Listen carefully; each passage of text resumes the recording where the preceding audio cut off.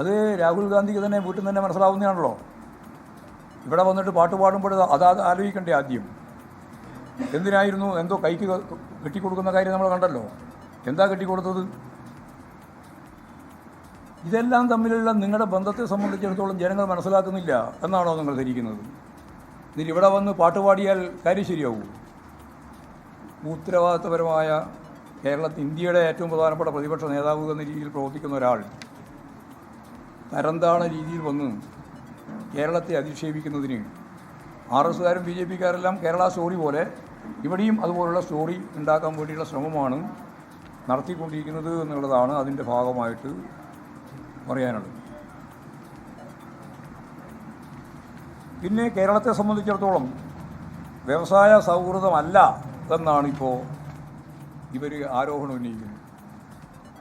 ഇന്ത്യയിലെ സ്വയം സംരംഭകരുമായി ബന്ധപ്പെട്ട് കേരളം രണ്ടാം ടേമിലെ ആദ്യത്തെ കൊല്ലം 1,30,000 രജിസ്റ്റർ ചെയ്തത്.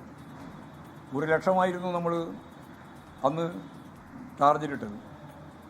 ഞാനന്ന് മന്ത്രിയായിരിക്കുമ്പോഴാണ് രാജീവും ഞാനും കൂടി ചേർന്ന് ഈ ഒരു പ്രൊജക്റ്റ് ഓരോ പഞ്ചായത്തിലും മുനിസിപ്പാലിറ്റിയിലും കോർപ്പറേഷനിലും നമ്പർ കണക്കാക്കി 1,00,000 സംരംഭകരെ കണ്ടെത്തണമെന്ന് തീരുമാനിച്ചത്. അത് കൊല്ലം 1,30,000 കണ്ടെത്തി. അത് പിന്നീടും തുടർന്നു. ഇപ്പോഴും 4 കൊല്ലം കഴിഞ്ഞപ്പോൾ 4 ലക്ഷത്തിലധികമായി. 8 ലക്ഷത്തിലധികം ആളുകൾക്ക് ജീവിതം നൽകാൻ സാധിച്ച സംരംഭ പ്രവർത്തനമാണ് കേരളത്തിൽ നടന്നത്. അതുകൊണ്ടാണ് 1ാം സ്ഥാനത്തേക്ക്. 28ാം സ്ഥാനത്തായിരുന്നു വ്യാവസായിക മേഖലയിലെ നമ്മുടെ ഇടപെടൽ. അത് പിന്നീട് 15ആയി. ഇപ്പോഴും 1ാം സ്ഥാനത്തായി 2 വർഷമായി. വലിയ മാറ്റമാണ് കേരളത്തിൽ ഉണ്ടായിക്കൊണ്ടിരിക്കുന്നത്. തൊഴിലില്ലായ്മ ഉൾപ്പെടെയുള്ള പ്രശ്നങ്ങൾക്ക് പരിഹാരം കാണുന്നതിന് വേണ്ടിയുള്ള ഫലപ്രദമായ ഇടപെടൽ കേരളം നടത്തിക്കൊണ്ടിരിക്കുകയാണ്. KDESCും കേരള എക്കണോമിക് മിഷനും ചേർന്നുകൊണ്ട് ലക്ഷക്കണക്കിന് ആളുകൾക്ക് തൊഴിൽ കൊടുക്കുന്ന പദ്ധതികൾ നമ്മൾ ഓരോന്നും MLAമാരുടെ നേതൃത്വത്തിൽ ഓരോ മണ്ഡലത്തിലും പൊതുവേ കേരളത്തിലാകെയും തൊഴിൽ നൽകുന്നതിന് വേണ്ടിയുള്ള ഫലപ്രദമായ ഇടപെടൽ നടത്തി. നിങ്ങൾക്കറിയുന്നത് പോലെ ചെറുപ്പക്കാർ ഡിഗ്രി പാസ്സായി തൊഴിൽ നേടണം. സ്വാഭാവികമായിട്ടും അടിസ്ഥാന വിദ്യാഭ്യാസം കൊണ്ട് മാത്രം സാധിക്കില്ല. അപ്പോൾ തൊഴിൽ നൈപുണ്യം നേടണം. ആ നൈപുണ്യം നേടാൻ വേണ്ടിയിട്ടാണ് 5 ലക്ഷം ചെറുപ്പക്കാർക്ക് 1000 ഉറുപ്പിക വീതം മാസാമാസം കൊടുക്കാൻ തീരുമാനിച്ചത്.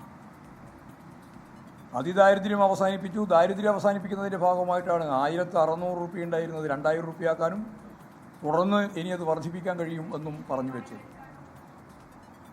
31.39 ലക്ഷം സ്ത്രീകൾക്ക് ആദ്യമായിട്ടാണ് കേരളത്തിൽ, ഇന്ത്യയിൽ തന്നെ പൊതുവായിട്ട് 35 വയസ്സ് മുതൽ 60 വയസ്സ് വരെയുള്ള വീട്ടമ്മമാർക്ക് നമ്മൾ സ്ത്രീ സുരക്ഷയുടെ ഭാഗമായിട്ട് 1000 ഉറുപ്പിക വീതം കൊടുക്കാൻ ഇപ്പോൾ തീരുമാനിച്ചു. എന്ന് പറഞ്ഞാൽ സാമൂഹ്യ ജീവിതത്തിൻ്റെ വിവിധ തുറകളിലുള്ള MV ഗോവിന്ദൻ മാധ്യമങ്ങളെ കാണുകയായിരുന്നു.